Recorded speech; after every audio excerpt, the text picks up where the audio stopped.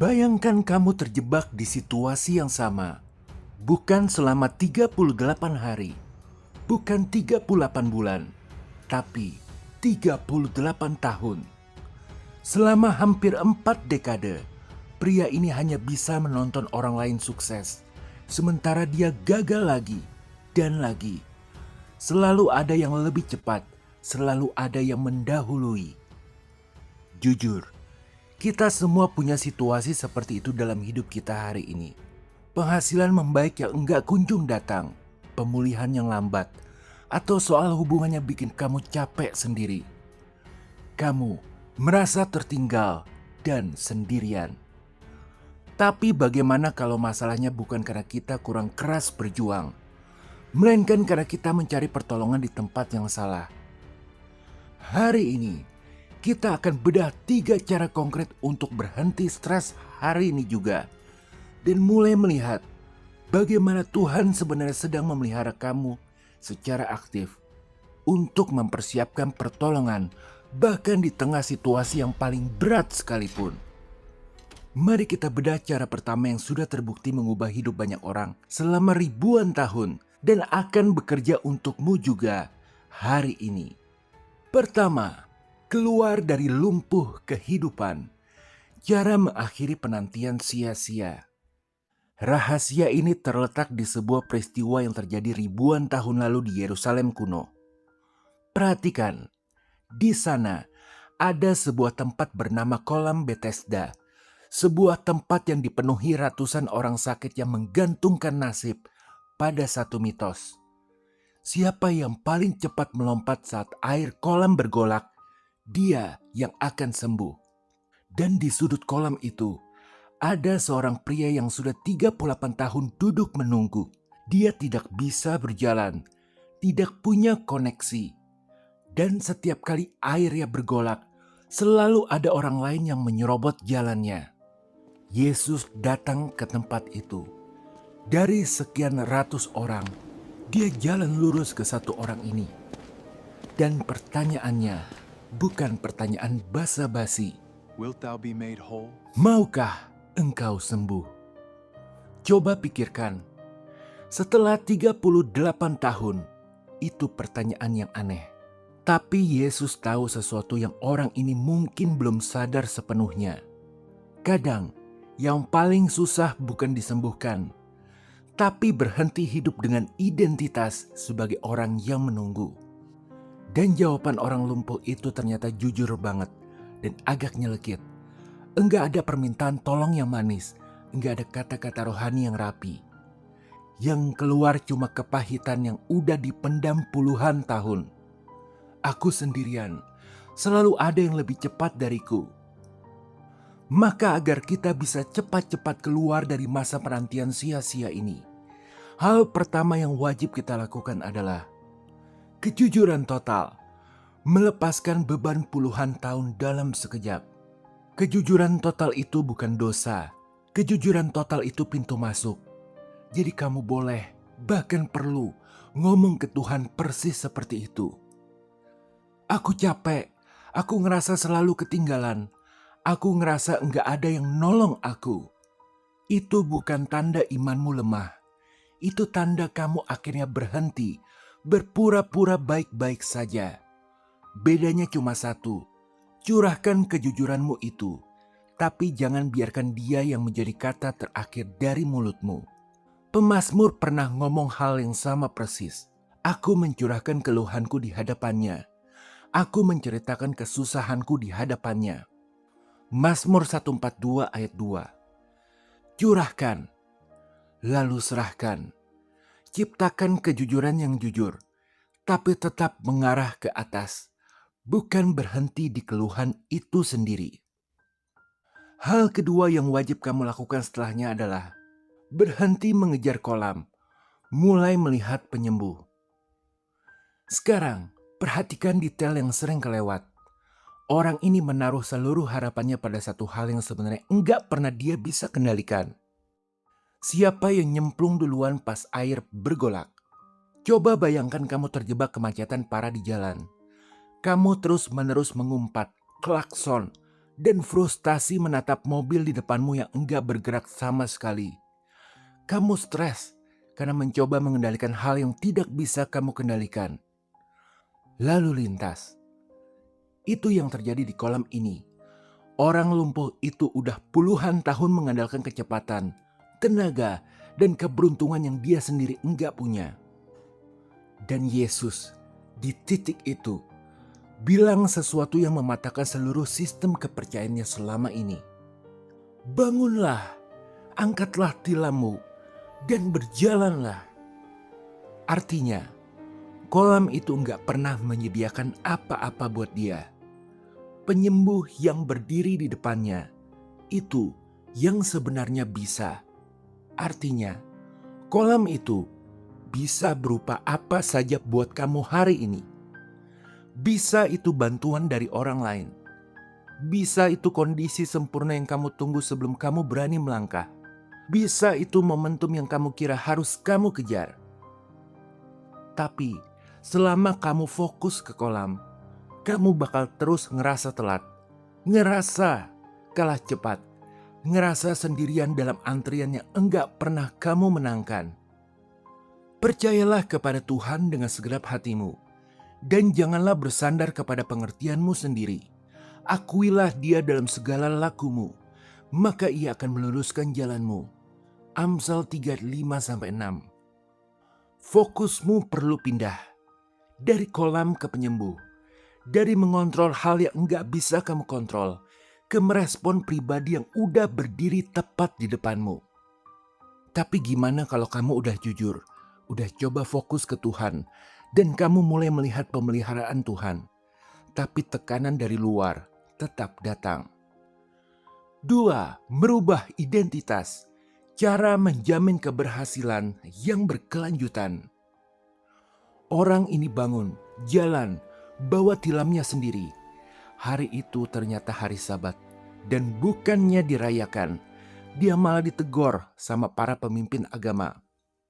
Bayangkan itu, kamu baru aja lepas dari penderitaan 38 tahun, dan hal pertama yang kamu terima bukan selamat, tapi kritik. Ini realistis banget dan sering kejadian di hidup kita. Begitu kamu mulai berubah, begitu kamu mulai jujur soal iman kamu, begitu kamu mulai melangkah ke arah yang baru, biasanya bukan tepuk tangan yang pertama datang. Yang datang duluan justru orang-orang yang mempertanyakan langkahmu. Maka bila kita ingin menjamin keberhasilan kita langgeng berkelanjutan, tidak balik ke titik awal lagi, hal pertama yang wajib kamu lakukan adalah jujur tanpa kompromi. Rahasia tetap teguh saat dunia menekan kamu. Lihat responnya orang yang sudah mengalami mujizat ini. Dia enggak minta maaf atas kesembuhannya. Dia enggak nurunin tilamnya buat nyenengin orang. Dia tetap teguh.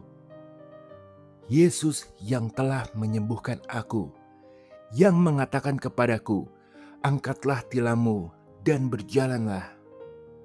Ada beda antara jujur soal perasaanmu ke Tuhan, kayak yang kita bahas tadi, dengan kompromi soal keyakinanmu ke orang lain. Yang pertama itu sehat, yang kedua itu jebakan. Kamu bakal ketemu momen di mana orang mempertanyakan kenapa kamu berubah. Kenapa kamu enggak sepesimis dulu? Kenapa kamu tetap percaya meski keadaan belum sepenuhnya berubah? Dan kamu memang harus memberikan kesaksian. Adakah sekarang aku mencari kesukaan manusia atau kesukaan Allah? Sekiranya sampai sekarang aku menyukakan hati manusia, maka bukanlah aku hamba Kristus. Galatia 1 ayat 10. Integritas itu bukan pilihan yang enak, tapi itu pilihan yang membuat keberhasilan hidup berlanjut terus. Maka juga di titik ini kita wajib periksa pola pikir, menukar segala mitos lama dengan kepastian janji Tuhan. Ada satu lapisan lagi yang lebih dalam dari sekedar tekanan orang luar. Yesus ketemu lagi sama orang ini di bait Allah dan bilang, "Engkau telah sembuh. Jangan berbuat dosa lagi, supaya jangan lebih buruk apa yang terjadi atasmu." Ini bukan Yesus lagi berprasangka sama dia. Ini Yesus lagi kasih tahu, penyembuhan fisik atau terobosan enggak otomatis bikin pola pikir lama ikut sembuh. 38 tahun jadi korban keadaan itu bukan cuma soal kaki yang lumpuh. Itu juga soal cara pikir yang udah kebentuk selama itu. Coba pikirkan orang yang baru keluar dari kebiasaan hemat yang ekstrim karena dulu pernah kekurangan. Fisiknya udah enggak kekurangan lagi, tapi otaknya masih hidup dalam mode bertahan. Itu yang bisa terjadi sama pola pikir kita juga. Ingat, Tuhan bisa langsung kasih kita kenaikan hidup secara cepat. Tapi keadaan kita bisa berubah lebih cepat dari cara kita mikir. Dan itu ngebuat keberhasilan menjadi gagal lagi. Balik lagi ke titik nol. Bahwa aku tertindas itu baik bagiku, supaya aku belajar ketetapan-ketetapanmu. Mazmur 119 ayat 71. Jadi pertanyaannya bukan cuma, sudahkah keadaanmu berubah? Tapi juga, sudahkah cara pikirmu ikut berubah? Karena kalau enggak, kamu bisa aja secara fisik udah lepas dari kolam. Tapi secara mental masih berbaring di sana.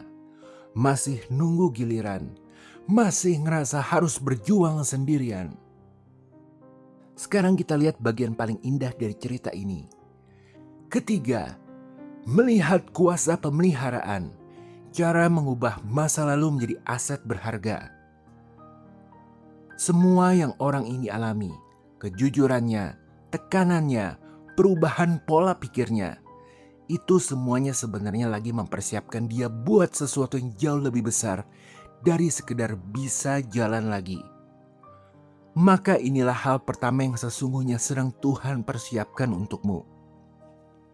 Otoritas dan karisma baru, luka penderitaanmu jadi solusi bagi orang lain. Bayangkan seorang ini beberapa tahun kemudian. Setiap kali dia cerita soal apa yang Tuhan lakukan, dia nggak cerita teori. Dia cerita fakta yang dia alami sendiri di kulitnya, di kakinya, di 38 tahun hidupnya. Tidak ada yang bisa membantah kesaksian orang yang pernah ada di titik paling rendah dan berdiri lagi. 38 tahun yang kelihatannya sia-sia itu, ternyata itu yang bikin kesaksiannya punya bobot yang enggak bisa ditiru sama orang yang belum pernah nunggu selama itu. Aku telah berdoa untuk engkau, supaya imanmu jangan gugur. Dan engkau, jikalau engkau sudah insaf, kuatkanlah saudara-saudaramu. Lukas 22 ayat 32. Perhatikan urutannya. Bukan, jangan pernah jatuh. Tapi setelah kamu bangkit, pakai itu buat menguatkan orang lain. Penderitaanmu yang kamu kira cuma buang-buang waktu, itu sebenarnya lagi disiapkan jadi sesuatu yang orang lain butuhkan nanti. Kamu mungkin belum lihat gunanya sekarang, tapi Tuhan enggak pernah membiarkan penantianmu sia-sia. Maka dari itu, di masa penantian ini, segera tatap masa depan, berjalan maju tanpa bayang-bayang penyesalan. Orang ini meninggalkan Bethesda dan dia enggak pernah balik lagi buat nangisin 38 tahun yang hilang. Dia enggak duduk di tepi kolam sambil ngitung-ngitung berapa tahun yang udah kebuang.